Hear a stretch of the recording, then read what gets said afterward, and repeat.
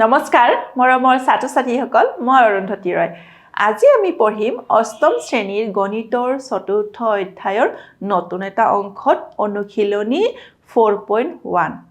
এই অনুশীলনীত আমি কি কৰিম চতুৰ্ভুজৰ অঙ্কন কৰিম আমি ইতিমধ্যে পূৰ্বৰ অংকত চতুৰ্ভুজ আয়ত ৰম্বাসৰ অঙ্কন কৰিছো ঠিক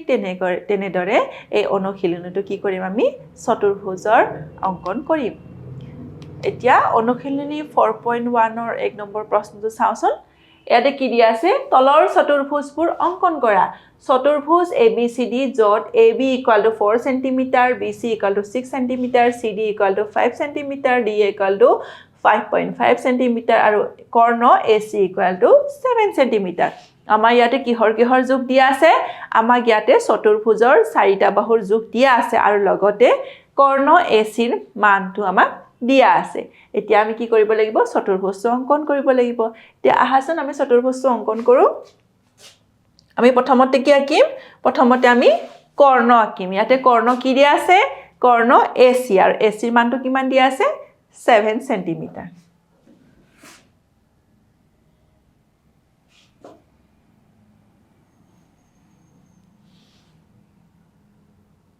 আমি অকনমান দীঘল আঁকি লৈছো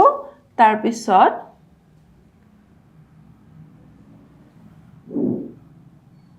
আমি 7 cm ব্যাসাৰ্ধৰ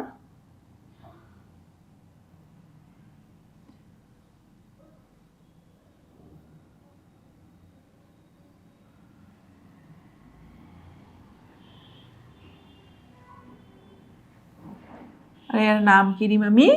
AC A আৰু C নেক্সট আমাৰ কিহৰ যোগ দিয়া আছে AB =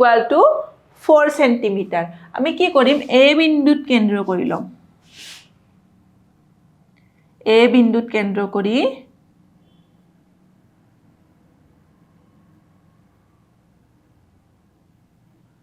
four centimeter আমি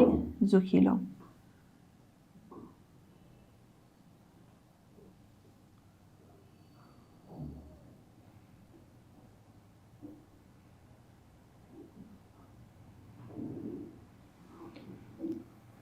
তাৰপিছত এটা বৃত্তচাপ আঁকি দিম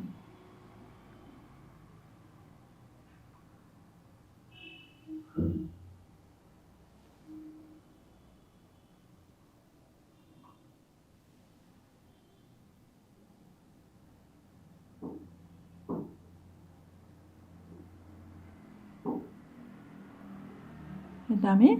বৃত্তচাপ আঁকি লম আৰু আমাক কিহৰ মান দিয়া আছে DA টো কি কৰিম আমি A বিন্দুত কেন্দ্ৰ কৰি A ৰ বিপৰীত দিশত 5.5 এটা বৃত্তচাপ আঁকি লম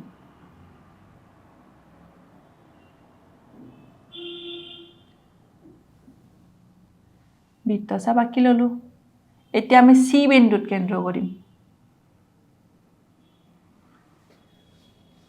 আমি যেহেতু ইফালে কি ধৰি লৈছো ইফালৰটোক A আৰু ইফালৰটোক আমি D বুলি লম ইফালৰটোক আমি B আৰু তলৰটোক D বুলি লম গতিকে CB আমি CB ৰ মানটো চাও আহাচোন CB বা BC ৰ মান কিমান দিয়া আছে 6 cm আমি কি কৰিম C বিন্দুত কেন্দ্ৰ কৰি 6 cm C বিন্দুত কেন্দ্ৰ কৰি আমি 6 cm ব্যাসাৰ্ধৰ এটা বৃত্তচাপ আঁকিম যেটো আগৰ যেটো A বিন্দুত কেন্দ্ৰ কৰি আঁকা বৃত্তচাপটো কি কৰিব কটাকটি কৰিব আৰু এটোৰ আমি কি নাম দিম এটোৰ নাম আমি B বুলি দিছো আকৌ CD ৰ মান কিমান দিয়া আছে 5 cm ইয়াতে আমি কি কৰিম C বিন্দুত কেন্দ্ৰ কৰি 5 cm ব্যাসাৰ্ধৰ এটা বৃত্তচাপ আঁকিম যেটো আগৰ যেটো আমি A বিন্দুত কেন্দ্ৰ কৰি আঁকা বৃত্তচাপটো কটাকটি কৰিব কাটিলে ইয়াৰ নাম দিম আমি D এতিয়া আমি কি পালো A B C D চাৰিটা কি পালো চাৰিটা বিন্দু পালোঁ এই চাৰিটা বিন্দু এতিয়া আমি কি কৰিম সংযোগ কৰিম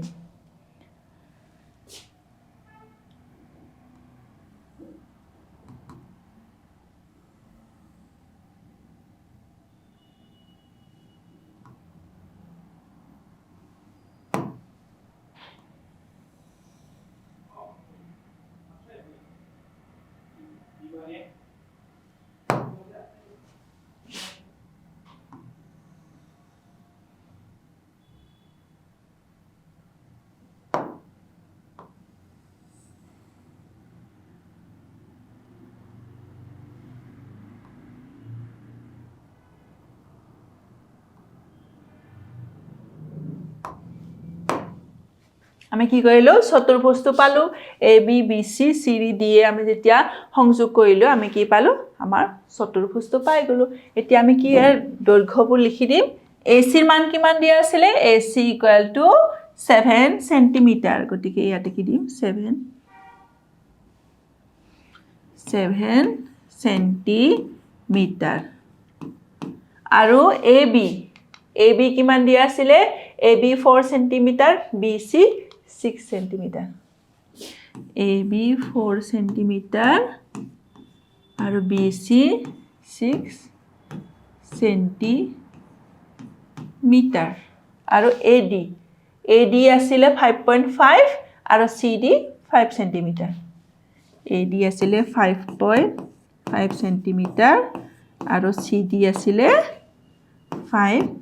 সেন্টিমিটাৰ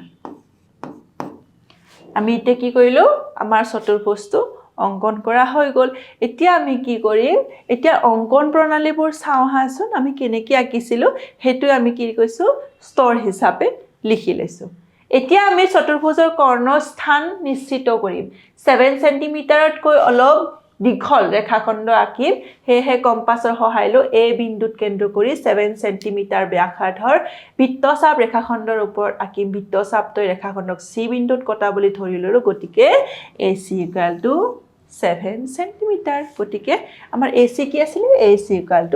7 সেন্টিমিটাৰ নেক্সট স্টেপত আমি কি কৰিছো এ বিন্দু কেন্দ্ৰ কৰি ৰেখাখণ্ডৰ ওপৰত 4 সেন্টিমিটাৰ ব্যাসাৰ্ধৰ এটি বৃত্তচাপ অঁকা হল আৰু সি বিন্দু কেন্দ্ৰ কৰি 6 সেন্টিমিটাৰ ব্যাসাৰ্ধৰ এটা বৃত্তচাপ অঁকা হল চাপটোৱে আগৰ বৃত্তচাপক ছেদ কৰা বিন্দুটো হৈছে B আমি কি কৰিছিলো এ বিন্দুৰ পৰা কেন্দ্ৰ কৰি যেটো বৃত্তচাপ আঁকিছিলো আৰু সি বিন্দুৰ পৰা কেন্দ্ৰ কৰি আঁকা বৃত্তচাপটো কি কৰিছে বি বিন্দুত কটাকটি কৰিছে আৰু তাকে আমি কি দিছিলো বি বিন্দু নাম দিছিলো আৰু কি কৰিছো BA আৰু BC আমি সংযোগ কৰি দিছিলো আমি কি কৰিছিলো BA BC আমি সংযোগ কৰিছিলো নেক্সট স্টেপত কি কৰিছো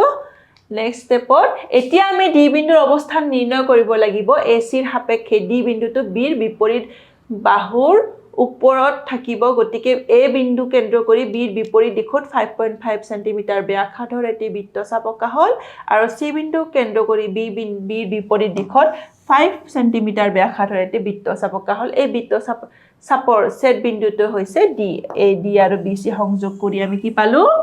ABCD চতুৰ্ভুজটো আমাৰ সম্পূৰ্ণ হল আমি অঙ্কন প্ৰণালীটো কিয় লিখি লৈছো কাৰণ তোমালোকে পৰীক্ষাত এই স্তৰবোৰো লিখিব লাগিব কেনেকেনো আমি চিত্ৰটো অঙ্কন কৰিলো চতুৰ্ভুজটো কেনেকৈ অঙ্কন কৰিলো তাৰ প্ৰণালীটো আমি এনেকৈ স্তৰ হিচাপে আমি পৰীক্ষাটো লিখিব লাগিব গতিকে এতিয়া আকৌ এটা প্ৰশ্ন দিছে চতুৰ্ভুজ ABCD যত AB = 4 centimetre BC = 3 centimetre DA = 2.8 centimetre আৰু কৰ্ণ AC 5 সেন্টিমিটাৰ আৰু কৰ্ণ BD 4.5 সেন্টিমিটাৰ আগৰটোত কি আছিল কৰ্ণ এডাল আছিল আৰু বাহু 4টাৰ জোখ দিয়া আছিল আৰু ইয়াতে কি দিছে বাহু 3টাৰ জোখ আৰু কৰ্ণ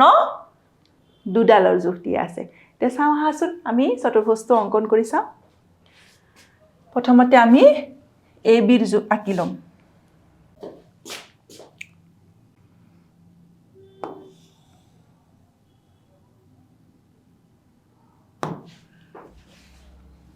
এটো কাৰ AB ৰেখাখণ্ডডাল আঁকিছো এটো কিমান 4 সেন্টিমিটাৰ এতিয়া আমি A বিন্দুত কেন্দ্ৰ কৰি আমি A বিন্দুত কেন্দ্ৰ কৰি আমি কি কৰিম 5 সেন্টিমিটাৰ ব্যাসাৰ্ধৰ এটা বৃত্তচাপ আঁকি ল'ম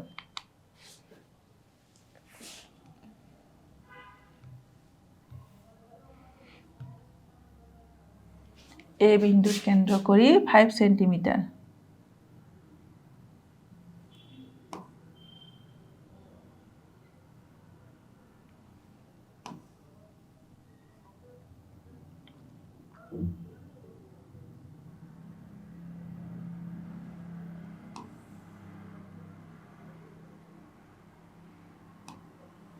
এটা বৃত্তচাপ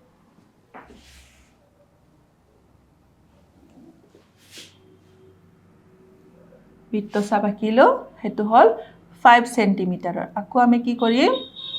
বি বিন্দুত বৃত্তচাপ এটা আঁকি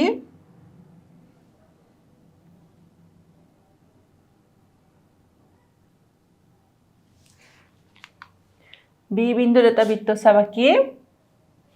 3 সেন্টিমিটাৰ আমি কাৰ আঁকিলো প্ৰথমতে এ বি আঁকিলো এচি 5 সেন্টিমিটাৰ এচকেসি বিন্দুত কেন্দ্ৰ কৰি আমি 5 সেন্টিমিটাৰ এটা ব্যাসাৰ্ধৰ বৃত্তচাপ আঁকিলো এতিয়া বি বিন্দুত কেন্দ্ৰ কৰি আমি 3 সেন্টিমিটাৰ এটা কি কৰিম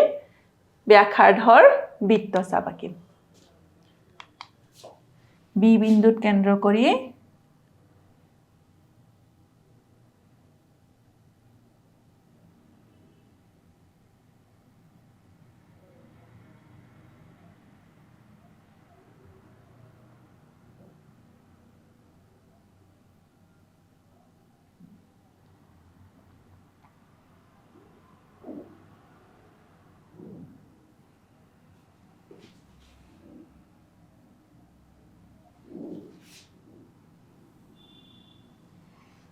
হেতু আমি আঁকিলো আৰু এতিয়া এ বিন্দুত কেন্দ্ৰ কৰি আঁকা বৃত্তচাপে আৰু বি বিন্দুত কেন্দ্ৰ কৰি আঁকা বৃত্তচাপ দুটা কি কৰিলে এটা বিন্দুত কটাকটি কৰিলে আৰু ইয়াৰ আমি নাম দিম সি বিন্দু এতিয়া আমি এ বিন্দুত কেন্দ্ৰ কৰি আকৌ এটা বৃত্তচাপ আঁকিম হেতু কিমান 2.8 সেন্টিমিটাৰ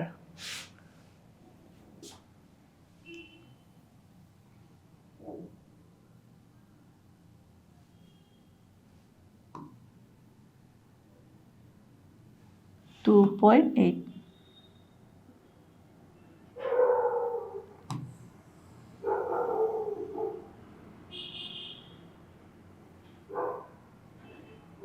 eight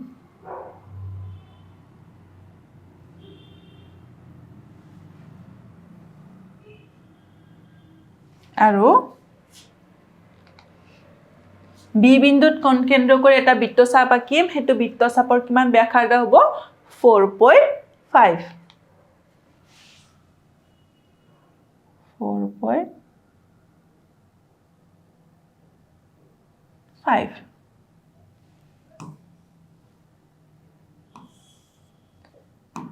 হৈ গ'ল আমাৰ বৃত্তচাপ আঁকা আৰু এটোৰ নাম দিম আমি ডি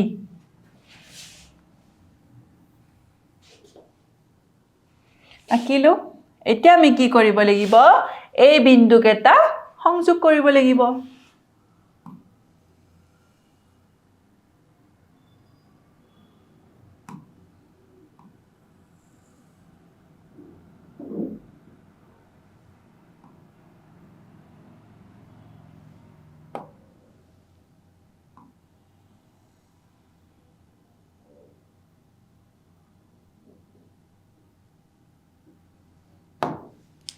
হৈ গ'ল এতিয়া আমি যোগ এটা লিখি দিম AB 4 সেন্টিমিটাৰ BC কিমান আছিলে BC আছিলে 3 সেন্টিমিটাৰ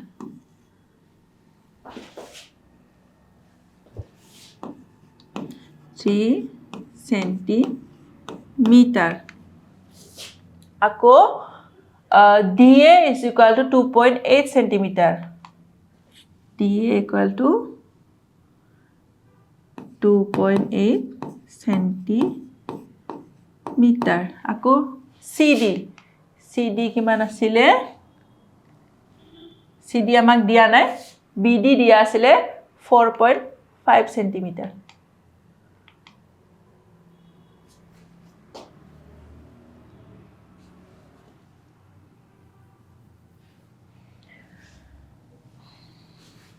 2.8 সেণ্টিমিটাৰ আৰু আমাৰ ইয়াতে কিহৰ যুক্তি আছিলে এটা কৰ্ণৰ যুক্তি আছিলে হেতু কাৰ আছিলে BD হেতু আমি সংযোগ কৰি দিও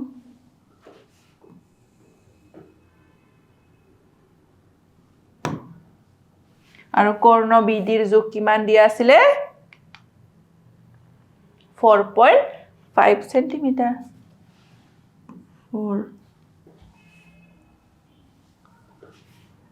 4.5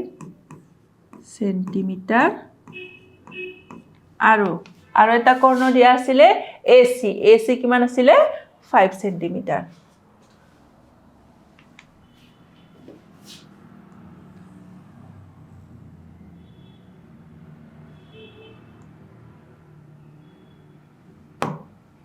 AC কৰ্ণ আছিলে 5 সেণ্টিমিটাৰ